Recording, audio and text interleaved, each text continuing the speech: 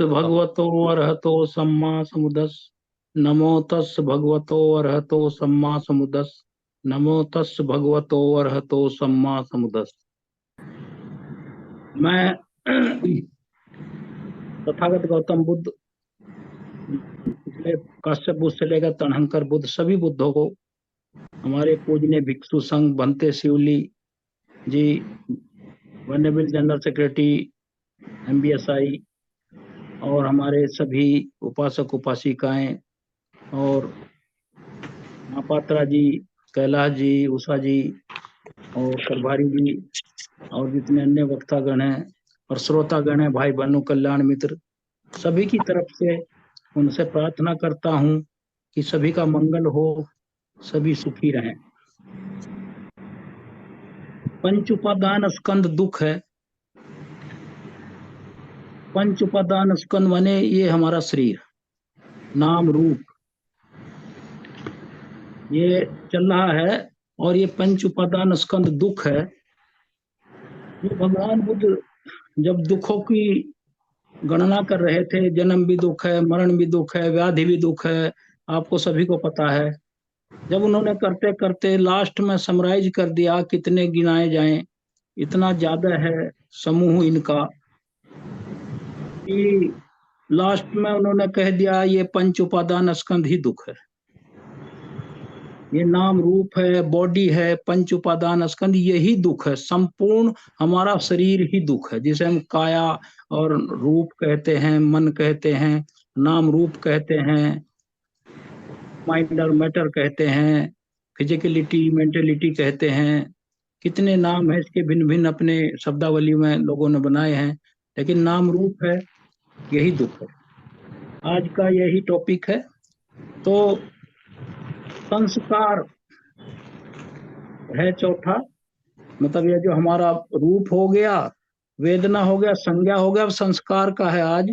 संस्कार, ये जो संस्कार वर्ड है, ये बहुत ही ज्यादा व्यापक है इसका अर्थ। संस्कार, अब ये संस्कार जो है, इसमें किस तरह इसको परिभाषित किया जाए। जैसे हमारे 5, मतलब यह नाम रूप के 5 उपादान स्कंध हैं, तो संस्कार चौथा है, मेंटल वोल्यूशन जिसको कहते हैं। मेंटल वोल्यूशन इसको कहते हैं। और मेंटल वोल्यूशन क्या है, इसको समझना होगा। चेतना, तो भगवान बुद्ध ने कहा भिक्षुओं को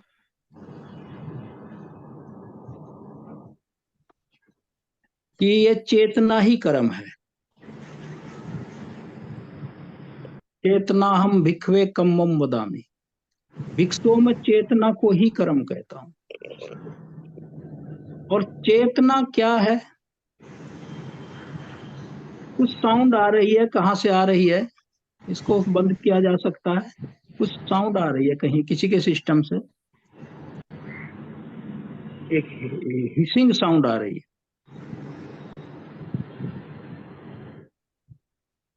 तो भिक्षुओं में चेतना को ही कर्म कहता हूं।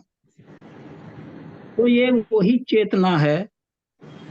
और वैसे ये 5 उपादान स्कंधों में शामिल है।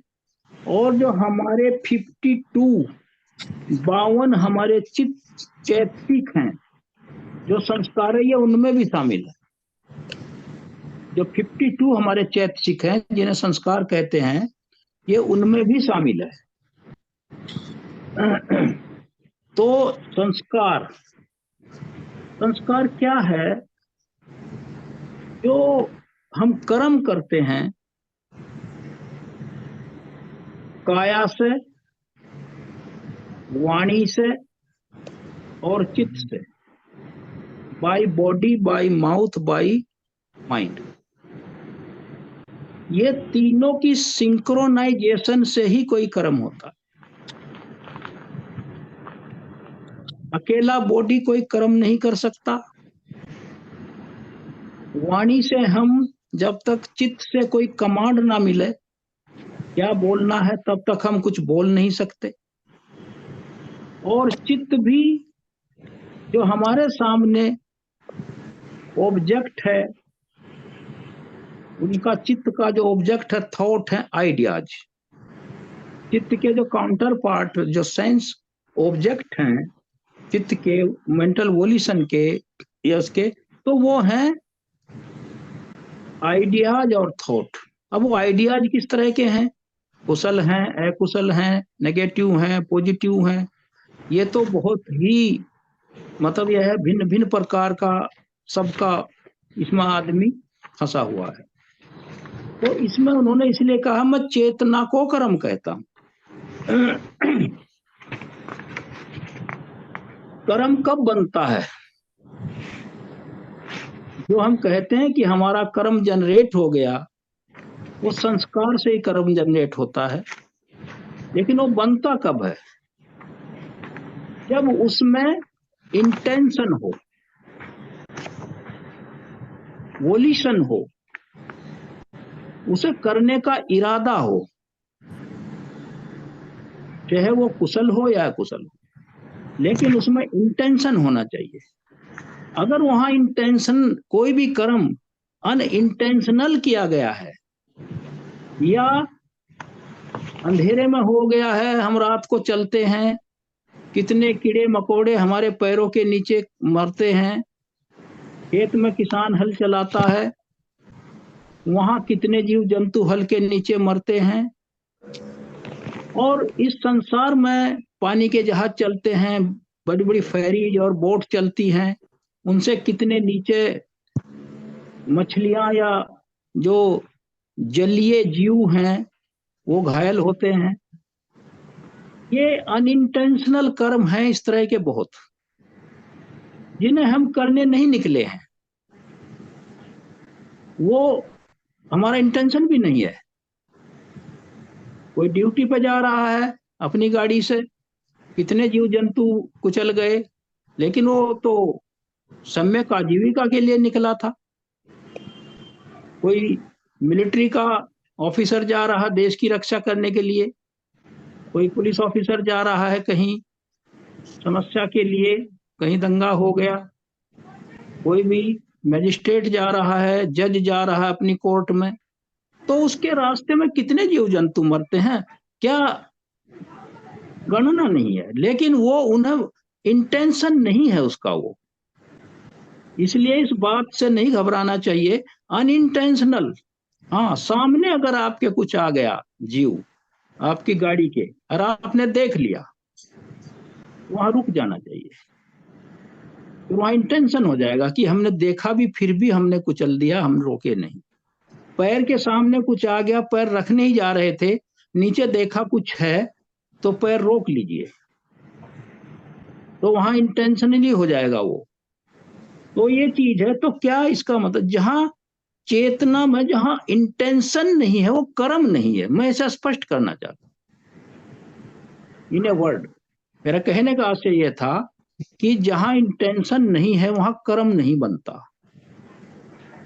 वहां वो एक्रू नहीं करता हमारे कम्मा फॉर्मेशन में, उसका हमारी जो कॉन्शियसनेस की जो स्ट्रीम है उसमें उसका इम्पैक्ट नहीं आएगा, भवंग चित्त में वो अपना कोई इम्पैक्ट या इम्प्रेशन नहीं छोड़ेगा, ताकि भविष्य में उसकी हमें पुनरावृत्ति झेलनी पड़े, कुशल या अकुशल के रूप में। तो ये है, इसमें लिखा है in Buddhism no action is considered as karma kamma if that action is void of volition. अगर वो चेतना रहित है, इंटेंशन रहित है, तो बुद्ध कहते हैं वो कर्म नहीं है। And like feeling and perception it is 6 kind, ये भी 6 प्रकार की वोल्यूशन है। हम जैसे चक्षु से कुछ देखते हैं, अपना जो हमारा सेंस ऑर्गन है, चक्षु इंद्री से हम कोई ऑब्जेक्ट रूप देखते हैं, और फिर उसके बाद मेरी क्या वो बनती है चेतना, इसी तरह हमारी 6 इंद्रियों के सापेक्ष ये वोल्यूशन भी 6 प्रकार से बनती है। संस्कार, क्योंकि उसे देख के हमें कुछ करने की सूझेगी, क्योंकि चित्त खाली नहीं रहता, वो कुछ ना कुछ आगे बढ़ता है, वो थर्स्ट करता है आगे, वो मतलब ये उसकी एक नेचुरल इंस्टिंक्ट है ये चित्त की। तो ये इसमें 6 प्रकार से ये संस्कार हम जनरेट करते हैं। चक्षु से देखा रूप, कानों से सुना कोई शब्द, फिर उसी शब्द से हम चेतना अपनी यूज करते हैं। पहले फीलिंग आई, फिर संज्ञा से पहचाना, फिर चेतना बनी। चेतना को ही कर्म कहता हूं। Having willed, one acts through body, mouth and mind. कोई निश्चय करके ही काया से, वाणी से और चित्त के तीनों के सिंक्रोनाइजेशन से कोई कर्म होता है। तो ये संस्कार है आज का, मतलब यह जो हमारा उपादान स्कंध है, एक 5 में से एक बच्चा आगे विज्ञान, वो अगले संडे को आप उसे पूरा करेंगे। तो इस तरह का है ये वोल्यूशन, संस्कार। अब संस्कार, कम्मा फॉर्मेशन, इसके इतने रूप हैं, और इसके बारे में क्या कहा गया है, इसकी परिभाषा संस्कार की जो है, जैसे हमारा प्रतित्व समुत्पाद है, अविद्या पद से संखारा, वो पाली में संखारा, संस्कृत में संस्कार, हिंदी में संस्कार, तो ये वही है। अविद्या पद से संखारा, पद से संखारा, अविद्या से संस्कार उत्पन्न होते हैं, अर्थात हम कुछ करते हैं और उसमें अविद्या निहित है, इसलिए वो सही नहीं होते। तो इसमें क्या है, भगवान जब सिद्धार्थ जो थे, जब वहां उनको बुद्धि मतलब बुद्ध बने, और जो बोधि वृक्ष के नीचे बैठे थे, तो उदान हर्ष कहते हैं उसको, पेन ऑफ जॉय, मतलब ये जो खुश होकर उन्होंने जो शब्द कहे थे, खुशी में जो उद्गार व्यक्त किए थे अपनी, पेन, PAEN, पेन माने अपना जो कहा उन्होंने शब्द, ऑफ जॉय, खुशी में, उसे कहते हैं वो। तो उदान हर्ष कहते हैं उसको, हर्ष माने खुशी, उदान माने जो शब्द बोले। उन्होंने क्या कहा, बिना रुके अनेक जन्मों तक संसार में दौड़ता रहा, इस काया रूपी ग्रह को बनाने वाले तृष्णा को खोजते पुनः पुनः दुखमय जन्मों में पड़ता रहा। हे ग्रह कारक माने घर बनाने वाले, तृष्णा को कहा है, मैंने तुझे देख लिया, मतलब वो रिकॉग्नाइज कर लिया, उन्होंने रियलाइज कर लिया, who is the real agent before after this whole process. तृष्णा ही इसके पीछे है, ये तो आप समझ रहे हैं। लेकिन इसमें एक मत संस्कार की वजह से पढ़ रहा हूं, अब फिर तू घर नहीं बना सकेगा, प्रतिसंधि नहीं होगी, मेरा अब मैं जन्म नहीं ले सकता, मेरा शरीर का निर्माण दोबारा नहीं हो सकता। घर बनाने का मतलब क्या है, इस बॉडी को घर कहा है।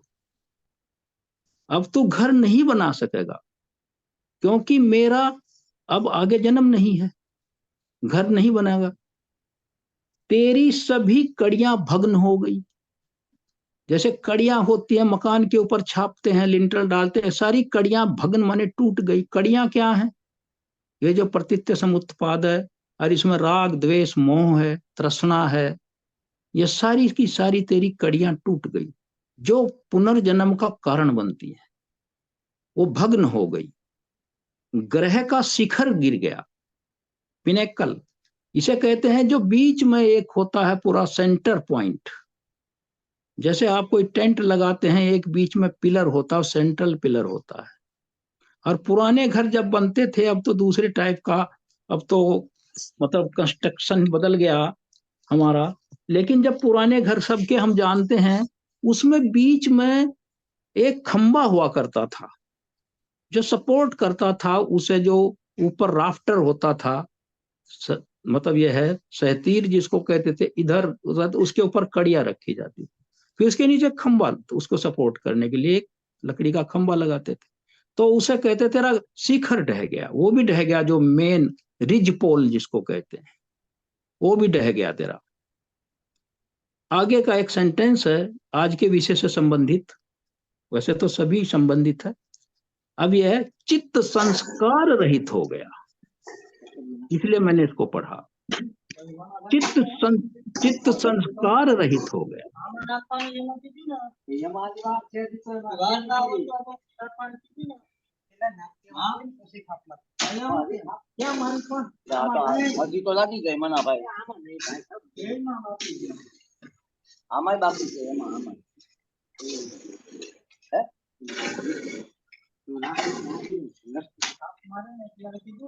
रौलिया साहब थोड़ा थोड़ा म्यूट कर दीजिए।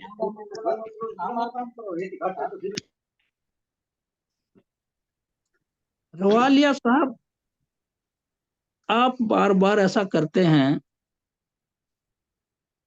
आप तो सीनियर हैं, यह कुशल है। तो चित्त संस्कार रहित हो गया, ये मेन है। संस्कार रहित क्या हो गया? अब मेरा ऐसा कोई कर्म आगे करना बाकी नहीं रह गया, इसे मैं एक्सप्लेन कर रहा हूं। चित्त संस्कार रहित कैसे होता है? जब ऐसा कोई कर्म ना करूं जिससे आगे उसका कोई ऐसा इफेक्ट, चाहे वो कुशल हो अकुशल हो, वो बनता हो, वो प्रभाव छोड़ता हो, वेदर होलसम और अनहोलसम। इसका मतलब क्या है? न्यूट्रल हो गया, नाइदर कुशल नॉर अकुशल, न्यूट्रल हो गया। जैसे कोई, मैं पहले भी कहा था इस बात को, हमारा चित्त और या बॉडी ये अलग चीज है, लेकिन हमारे जो संस्कार हैं, कर्म हैं, वही हमारे चित्त को प्रोपेल करते हैं आगे, आगे पुश फॉरवर्ड करते हैं, वो उसको वो देते हैं मोमेंटम, उसमें आगे किसी भी दिशा में जाने की काइनेटिक फोर्स है, वो उसमें एक फोर्स है, वो उसको उधर ले जाती है। और जब उसमें क्या है इसका, जैसे आपने नई गाड़ी खरीदी कोई,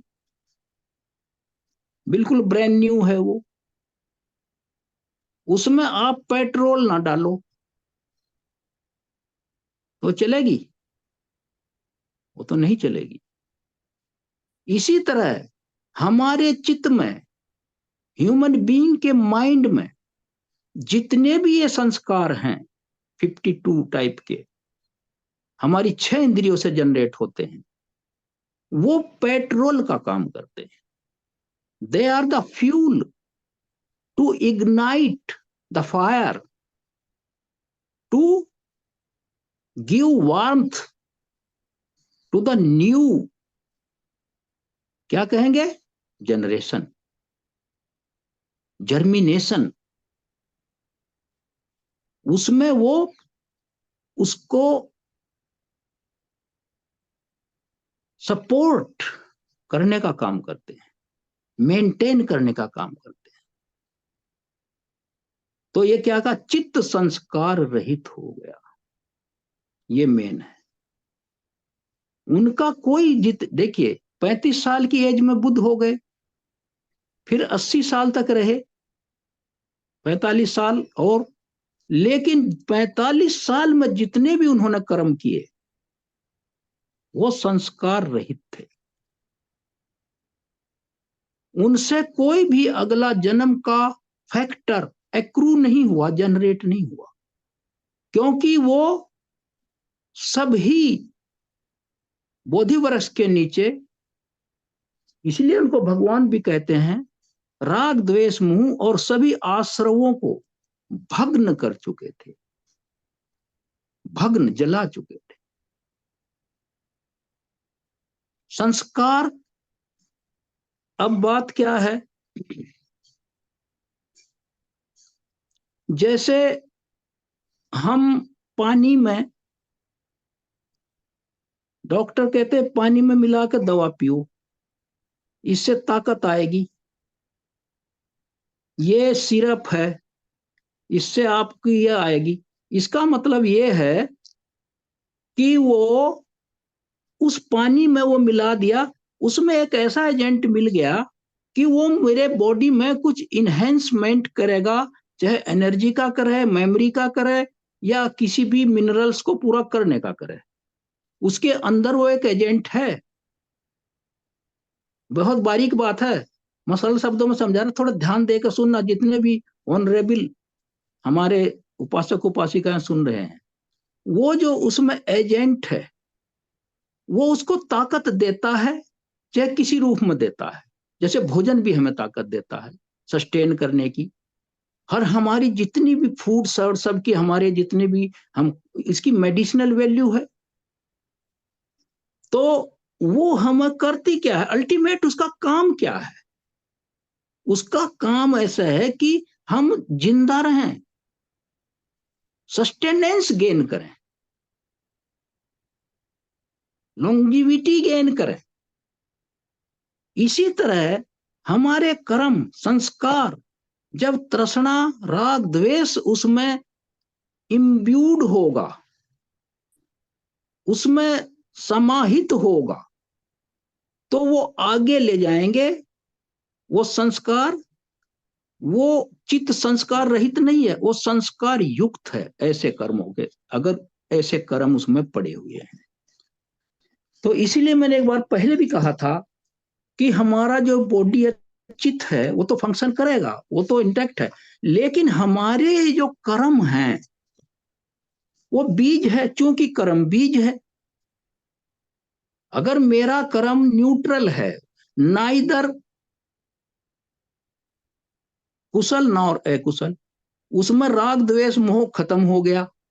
जैसे भी उषा बहुत कह रही थी, मैत्री, और उसका उनका चैप्टर था, और मैत्री, करुणा, ब्रह्म विहार, मुदिता, उपेक्षा। तो चित्त से जब सब संस्कार निकल गए, संस्कार means raw material, raw material जो आगे मोमेंटम देता है, फिर वो न्यूट्रल हो गया। मैंने एक संज्ञा दी थी, उदाहरण दिया था, जैसे चने हैं भून दो, तो हमारे संस्कार हैं ये कर्म, उसकी जो क्वालिटी है, उसे आप जब तृष्णा निकाल देंगे, उसमें से उपादान निकाल देंगे, क्लिंगिंग निकाल देंगे, उसमें से राग द्वेष मोह निकाल देंगे, तो खाली हो गया, नहीं हो गया वो एम्प्टीनेस। यही निर्वाण की एक कैरेक्टरिस्टिक है, एम्प्टीनेस, शून्यता। ये बड़ी एम्प्टीनेस है, और अनिमित्तता है, और डिजायरलेस है, साइनलेस है, वर्डनेस है, और डिजायरलेसनेस। तो ये तीनों चीज निकल गए जब मेरे कर्मों से, तो क्या होता है, फिर वो विपाक, रिजल्ट नहीं रहता फिर उसका कोई। इसलिए कहा चित्त संस्कार रहित हो गया। इसलिए पाली में संखत, संखत माने मैन्युफैक्चर्ड, फॉर्म्ड, डन, और असंखत, फिर वो संस्कार असंखत क्या हो गया, पैसिव हो गया, वो न्यूट्रल हो गया। भगवान बुद्ध ने 45 साल नाराज भी हुए, अपने भिक्षुओं को धमकाया भी, भोजन भी किया, सारे काम किए, लेकिन उसमें उनका लेस मात्र भी अपना कोई तृष्णा या इंटरेस्ट नहीं था, लोक कल्याण के लिए था।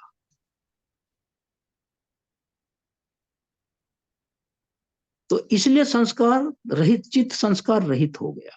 तो संस्कार का ये मतलब है, इसे बहुत समझना मुश्किल है। चित्त संस्कार रहित हो गया। संस्कार की परिभाषा क्या है? इसे कम्मा फॉर्मेशन भी कहते हैं, कर्म भी कहते हैं, संस्कार भी कहते हैं, चैतसिक भी कहते हैं। कितने इसके वेरिएंट्स हैं, अलग अलग टर्मिनोलॉजी अलग अलग जगह यूज की गई हैं, प्रयोग की गई हैं। डेफिनेशन ऑफ इसकी क्या संस्कार की? बाई संखारा, लिटरली इसका क्या मतलब है? फॉर्मेशंस, रचना करता है, ये फॉर्म करता है, formations are here meant the re. अब देखिए ध्यान से सुनना, are here meant the rebirth producing, वही जो मैं कह रहा था, रीबर्थ प्रोड्यूसिंग, जिसमें पुनर् उत्पाद, रीग्रो, रिप्रोड्यूस, रीजर्मिनेट की कैपेसिटी हो, फोर्स हो, एनर्जी हो, कैरेक्टरिस्टिक हो। Formations are here meant the rebirth producing, karmically, कर्मों के अनुसार क्या, अनहोलसम और होलसम, चाहे वो कुशल हो या अकुशल हो,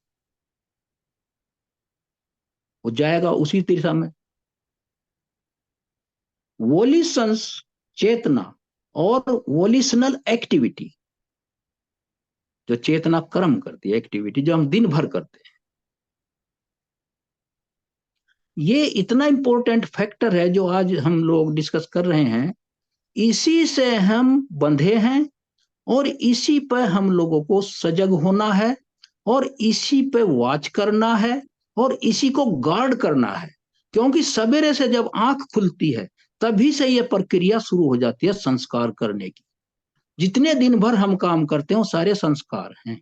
उसमें आपको और हमको सबको ये डिफाइन करना है और ये इंस्टिंक्ट इसको सेलेक्ट करना है कि इनमें से कौन सा ऐसा है जिसके करने से जो दूसरों के कल्याणकारी है, मेरे परिवार के लिए, लेकिन जरा सा भी इसमें राग द्वेष मोह नहीं है या दूसरे का नुकसान नहीं है। यही हमें सबसे बड़ा, यही है क्राइटेरिया, संस्कार, मेंटल वोल्यूशन।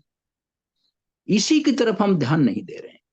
कोई मेडिटेशन कर रहा है, कोई विपसना कर रहा है, कोई कुछ कर रहा है, अच्छी बात है, लेकिन we are not guarding our thoughts, we are not guarding our mind and mental volitions. हम उसको गार्ड नहीं कर रहे। हम आधा घंटा बैठ के विपसना करते हैं, वेरी गुड, लेकिन उस विपसना के समय जितने विचार आते हैं वो कैसे हैं, उनके साथ लड़ाई है। We are to convert them, we are to innervate, जिसे कहते हैं कमजोर करना है उनको। वो क्या, वो रीबर्थ एफर्मिंग ना हो, उसमें अगली पुनर्जन्म की गारंटी ना हो, शक्ति ना हो, तब जाकर विपसना का फल है। उसी को हम क्या करते हैं, न्यूट्रलाइज करते हैं, उस फोर्स को कम करते हैं जो बड़ी गति से हमें अगले जन्म की तरफ प्रेरित कर रहा है। ऐसे ऐसे कर्म हम रोक कर रहे हैं, कर चुके हैं, वो एक्यूमुलेट हो चुके हैं, संग्रहित हो चुके हैं। उसका हमारी स्ट्रीम ऑफ द कॉन्शियसनेस, जो हमारी जो भाव मतलब भवंग, जो मतलब यह है, वो है वांग चित्त है, उसमें वो पहले सब इकट्ठे हो रहे हैं, रोज इकट्ठे हो रहे हैं, हम कर रहे हैं, उनको गैदर कर रहे हैं, कुशल भी कर रहे हैं, अकुशल भी कर रहे हैं, लेकिन दोनों का प्रभाव क्या है, पुनर्जन्म। क्या कहा है, अविद्या, इसको ध्यान से सुनिए, अविद्या, अविद्या is predominant in all unwholesome activities और कर्मा। जितने अकुशल हमारे कर्म हैं उनमें अविद्या का बाहुल्य है, प्रीडोमिनेंट है, उसका पूरा उस पर प्रभुत्व है। अविद्या इज प्रीडोमिनेंट, उसका बाहुल्य है, उसका कब्जा है। इन ऑल अनहोलसम कर्मा और एक्टिविटी। दूसरी लाइन क्या कही है? व्हाइल, जबकि अविद्या is latent in all the wholesome कर्म। जितने हमारे अच्छे काम है, कुशल है, उसमें अविद्या है, लेकिन वो लेटेंट है, छिपी हुई है। क्योंकि हमने ग्रोसली मोटी मोटे काम हम नहीं करते हैं गलत, हर हम अच्छे काम करते हैं। और मान लिया मैं दान देता हूं, मैं एक उदाहरण देता हूं, कोई व्यक्ति हम में से दान करता है, बहुत अच्छा दान करता है, बहुत अच्छा काम है, क्योंकि दान तो सबसे बड़ी, भगवान बुद्ध ने कहा यह धर्म ही दान पर टिका हुआ है। लेकिन उस दान करते समय मेरी चेतना क्या होगी? What will be the state of my mind? इस दान के करने से मुझे ये फल मिले, इस दान के करने से मेरा नाम ऊंचा होगा, I am the first great donor, इस दान के करने से मेरा समाज में बहुत नाम होगा। कुछ भी नेगेटिव नहीं है, पॉजिटिव ही है। ये चीजें आना पॉजिटिव भी है, लेकिन ये चीजें हम सोच रहे हैं, कर रहे हैं, लेकिन यही लेटेंट अविद्या है। मैंने एक इलस्ट्रेट करने की कोशिश करी, यही लेटेंट है, यही छिपी हुई अविद्या है। क्योंकि हमारे जो हमें क्या करना है, हमारे कर्म है अकुशल, हमें फिर क्या करना है? कुशल की तरफ जाना है, एक लिंक है, और फिर क्रिया की तरफ जाना है। क्रिया मीन्स नाइदर कुशल नार अकुशल। क्रिया माने इन ऑपरेटिव एक्शन, फंक्शनल, सिर्फ इन ऑपरेटिव, वो ऑपरेशन तो हो रहा है उसका काम का, इन ऑपरेटिव है, उसमें कोई रीजर्मिनेशन नहीं है उसका। वो ऐसे ही जैसे भुना हुआ चना, वो कर्म मेरा ऐसा है, भुना हुआ चना जमता नहीं है। किसी भी फूड ग्रेन को भून दो आप, जमेगा नहीं। तो कर्मों को भुना हुआ चना, मैं ये कहने की कोशिश कर रहा हूं, हमारे जितने कर्म करते हैं उनको हमें उसमें से राग द्वेष मोह, इसको हमें एक्सपेल करना है। वो ग्रेजुअल प्रोसेस है, धीरे धीरे होगा। तो इसमें कहा गया volition act, let us therefore remember sankhara as kamma formation और सिंपली ए कम्मा। ये सिंपली, ये कर्म नहीं है साधारण, इसमें अगले जन्म के बीज छिपे हैं। तो उन बीजों को नष्ट करना। वो बीज क्या है? जो हमारे राग द्वेष मोह तृष्णा, ये सब जानते हैं। ये संस्कार की वो है। और जहां भी हम अकुशल कर्म करेंगे, वो हो ही नहीं सकता कि वहां अविद्या को अराइज ना होती हो। साथ साथ ही सह जात धर्म है वो, को अराइजिंग कोनेसेंट धर्म है वो, that arises together with our Karma. जब चेतना में कुछ भी काम करने का होगा, गलत काम, तो ignorance is the platform, supporting base, rather spring board, launch pad of that unwholesome Karma. और इसी तरह जब हम कुशल काम करते हैं तो वहां उसकी डिग्री लेसर घट जाती है, क्योंकि अभी हम अर्हत नहीं हुए। अकेला एक आदमी ऐसा कौन है जिसका कर्म पुनर्जन्म की आधारशिला नहीं रखता? वो है अरहत।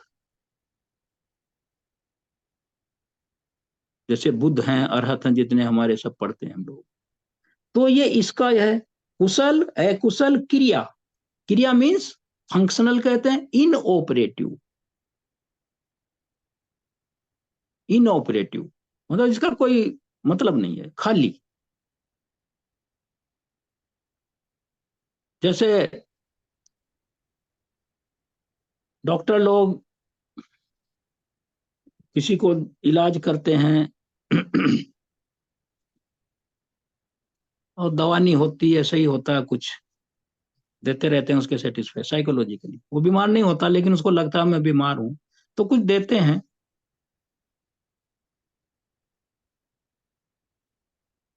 तो वो उसमें विश्वास रहता है, वो सोचता है दवा है, उसी से वो ठीक हो जाता है, क्योंकि है बीमार तो है ही नहीं। लेकिन उसका डाउट वो दूर हो जाता है। फिर आता विपाक, क्रिया के बाद विपाक है। फिर विपाक कुछ है ही नहीं, क्योंकि पुनर्जन्म है ही नहीं, फिर तो मुक्ति है, विपाक निर्वाण है। तो ये कर्म की संस्कार संखारा की परिभाषा है। अब इसमें, अब इसको थोड़ा सा और थोड़ा एनालाइज करें इसका। ये ऐसा शब्द है, मैंने शुरू में कहा, इसके भिन्न भिन्न स्थानों पर भिन्न भिन्न अर्थ हैं। जैसे कहा दिस टर्म में फ्रीक्वेंट यूसेज है, इसके बहुत ही प्रयोग हैं इसके। क्या है? दिस टर्म में रिफर आइदर टू एक्ट, मैं कुछ करना, जैसे अभी हमने कहा चाहे बॉडी से माउथ से करना, टू एक्ट, फॉर्मिंग, कुछ करना जो हम करते ही हैं 24 घंटे, हम इससे बच नहीं सकते। इसीलिए सबसे खतरनाक है ये, इसी में हमें रहना है, कुछ ना कुछ करना है, बिना करे संसार चलेगा नहीं। लेकिन इसको कैसे हम प्रज्ञा का डिटर्जेंट डालकर इसमें से राग द्वेष मोह रूपी तृष्णा और इन हानिकारक तत्वों को निकाल दें, ये है forming in the two the passive state. देखिए पैसिव, वो फॉर्म्ड, हैविंग फॉर्म्ड, फिर वो पैसिव हो गया, बना कर चुके, वो पैसिव हो गया, पास्ट हो गया, और बोथ। एक तो इसका मतलब ये है करना या कर चुके, जिसे हम दोनों। फिर ये दूसरा इन्होंने कहा है कि ये प्रतीत्य समुत्पाद की, फिर संस्कार का दूसरा रूप क्या है? प्रतीत्य समुत्पाद की दूसरी कड़ी है अविद्या पद से संखारा, मैंने पहले ही बता दिया आपको। वहां भी संखारा यूज होता है, वहां फिर संखारा पद से विज्ञानम, वहां से विज्ञान पैदा होता है संस्कार से। तो ये संस्कार जो है, ये ही है रूट कॉज आगे बढ़ने का, और इससे पहले रूट कॉज है अविद्या। अगर अविद्या हट जाए तो जो संस्कार है, जैसे भगवान बुद्ध, क्या हुआ? सिद्धार्थ बोधिसत्व जब बुद्ध हुए बोधि वृक्ष के नीचे, तो अरहत हो गए। उन्होंने क्या आगे और भी एक उनका गाथा है, चित्त आश्रव रहित हो गया, अरहत्व प्राप्त हो गया। तो चित्तमल, डिफाइलमेंट, जो चित्त के मैल हैं, चित्त के मैल क्या है? राग द्वेष मोह, ये सब चित्त आश्रव, आश्रव जो हमारे बहुत बारीक बारीक पड़े रहते हैं, छोटी छोटी, बड़े बड़े तो हट गए, फिर छोटा छोटी एक ऐसी धूल होती है घरों में, जो डस्टिंग करनी पड़ती है, वो झाड़ू से भी नहीं जाती। आप अपने जो किताबों का रैक है, हम सभी एक दिन ऐसा निकालते हैं, उनको निकाल कर पोंछते हैं, तो उस तरह की वो धूल है, वो कहाँ से आती है? इतनी रिफाइंड है। तो जो आसवाज हैं, आश्रव जिसको कहते हैं, कैंकर्स कहते हैं इनको, डिफाइलमेंट कहते हैं, ये पड़े रहते हैं। ये इसी तरह हैं जैसे पेट में बच्चे के कीड़े हो जाते हैं, छोटे बच्चे के, और वो दवा से निकलते हैं, डॉक्टर देता दवा, फिर वो निकलते हैं। तो वो इतने थ्रेड बेयर की तरह होते हैं वो, मतलब थ्रेड वॉर्म कहते हैं उनको। तो ये बड़ी बड़ी चीजें तो हम छोड़ देंगे, गाली देना छोड़ देंगे, थप्पड़ मारना छोड़ देंगे, किसी के सामने बदतमीजी करना छोड़ देंगे, छीना झपटी करना, ये तो ग्रॉस लेवल पर हो गया, मोटे मोटे तौर पर सभ्य दिखने के लिए, समाज में अच्छा स्थान पाने के लिए। लेकिन घर में जब आएंगे, वहां मैं इंडिपेंडेंट हो गया, वहां तो समाज है नहीं, मेरा परिवार है, उसे समझता हूं ये मेरे सबॉर्डिनेट है, मैं यहाँ मास्टर हूँ, हेड हूँ। वहां मेरे फिर वही रूप। तो ये चीजें हैं, कहीं कुछ कहीं कुछ, इसमें एक रूपता लानी है। घर में भी वही, बाहर भी वही, अननोन के साथ भी वही, नोन के साथ भी वही, स्ट्रेंजर के साथ भी वही, हर गुड फ्रेंड के साथ भी वही।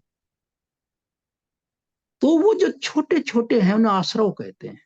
वो आश्रव ये हैं, संस्कार जो हैं, आश्रव के जो संस्कार क्या हैं वो, जैसे आपने देखा कि चोट लग गई आपको या फोड़ा हो गया, फिर आप पट्टी बांधते हैं, फिर पहले दिन उसमें से बहुत पस निकलेगा, फिर पट्टी चेंज करेंगे, जब वो हीलिंग की डायरेक्शन में जाएगा तो फिर उसमें जख्म तो भर गया, लेकिन रात को पट्टी बांध कर सवेरे को जब खोलते हैं तो देखते हैं एक स्पॉट सा आ जाता है, पस का, गंदगी का, वो, और छूने पर दिखाई नहीं दे रहा वो, आप उंगली लगा कर देख रहे, आपकी उंगली का नहीं लग रहा हो, लेकिन रात भर वो उसका सीपेज होता रहा, जहां जहां से वो प्रभावित हुई थी चोट, जितनी गंदगी बची है वो धीरे धीरे दवा के प्रभाव से वो ऊज आउट कहते हैं उसको, WOOZE, ऊजिंग कहते हैं उसको, सीपेज कहते हैं, वो दिखाई नहीं पड़ती बहती हुई। तो ये हमारे फिर बारीक तरीके से संस्कार इस तरह, वहां तक हमें जाना है।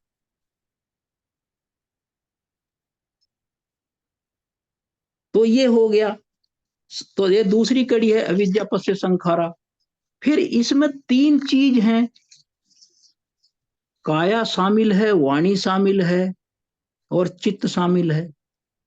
काया संखार, वची संखारा, और चित्त मनोविज्ञान, मनोसंखारा, कुछ भी कह लीजिए आप, कम्मा फॉर्मेशन। इसमें मेरिटोरियस है, अकुशल है, पुण्य पुण्य कर्म है।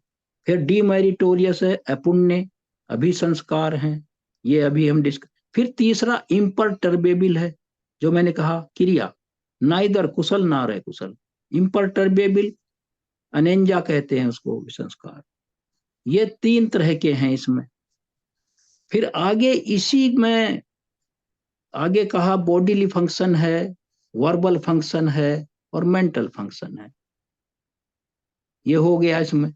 फिर आगे इसका और है, ये चौथा है, ये संस्कार जो हम आज डिस्कस कर रहे हैं, ये चौथा भाग है, पंच उपादान संघ का चौथा पार्ट है ये इस तरह यहाँ यूज होता है। फिर इसके आगे चल के इसमें आता है कंडीशनड और इनकंडीशनड। वो मैंने कहा जो संखत असंखत, ये हो मैन्युफैक्चर्ड। अब इसी में आगे चलकर फिर इसके संस्कार का एक और जो विशुद्ध रूप है, वो हमारा क्या है, इद्धिपाद है, जो अभी करभारी साहब भी आपको गिनवा रहे थे, रिद्धिपाद कहते हैं। ये बहुत ही सबलिम स्टेट है, ये बुद्धों के लिए, अरहतों के लिए बहुत ही सबलिम स्टेट है। इसमें छंद है, वीर्य है, चित है, विमांसा है। ये भी संस्कार का अति विशुद्ध रूप है, द मोस्ट प्योरिफाइड। क्योंकि भगवान बुद्ध ने जब चापाल चैत्य में थे, वैशाली के, तभी भगवान बुद्ध ने आनंद से कहा था, आनंद, जिसने 4 रिद्धि पादों का ग्रहण कर लिया हो, वो इस लोक में जब तक 1 कल्प, 2 कल्प, 3 कल्प, जब तक चाहे रुक सकता है। वो अपने आप को कह रहे थे, आनंद समझ नहीं पाए, क्योंकि his mind was clouded by the मार। मार ने उसका माइंड, उनका क्लाउड कर दिया था बनते। बुद्ध यही कह रहे थे, आप पढ़िए उसको, वैशाली के चापाल चत्ते में आनंद जिसने 4 इद्धिपादों का ग्रहण कर लिया हो, समझ लिया हो, वो इस लोक में 1 कल्प 2 कल्प या जब तक चाहे रह सकते थे। वो ये चाह रहे थे कि आनंद याचना करें कि भगवान लोक लोक कल्याण के लिए आप और कुछ रुक जाए। बातों खोटी बातों हूँ करवानी, सारी बातों करवानी।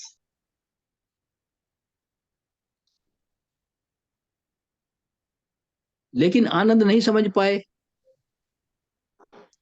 इसी बीच में फिर मारने प्रकट हो गया, आप लोग छोड़ दीजिए। उन्होंने कहा ठीक है। वहीं से घोषणा की थी कि मैं माघ उसकी वैशाख की पूर्णिमा को शरीर त्याग दूंगा। तो ये चीज है। तो ये संस्कार का विशुद्ध रूप यहां तक पहुंच जाता है। तो ये संखारा जो था आज का, इसमें मैं समझता हूं आई ट्राइड माई बेस्ट, मैंने कोशिश करी बहुत ही सरल करके इस कठिन सब्जेक्ट को, और आपकी समझ में आया होगा, आपने इसको अप्रिशिएट एंजॉय भी किया होगा। अब इन्हीं शब्दों के साथ मैं आप सभी को, सबके, आपके भविष्य की, आपके परिवार के भविष्य की भगवान सभी बुद्धों से मंगल कामना करता हूं, याचना करता हूं। सबका भला हो। भंते शिवली जी ने हमें मंच दिया, और हमारे महापात्रा जी ने, जिन्होंने अब ये इंडिपेंडेंट लिंक सिर्फ धर्म सभा का ही बन गया, तो वो बहुत बड़ा धर्म दान है ये। सब दानम धम दानम जिनाति, सब रसम धम रसो जिनाति, सब रत्तिम धम रत्ति जिनाति, तण हक्खयो सब दुखम जिनाति। सभी दानों में धर्म का दान सबसे सर्वश्रेष्ठ। तो ये चीज है। तो मेरा सभी को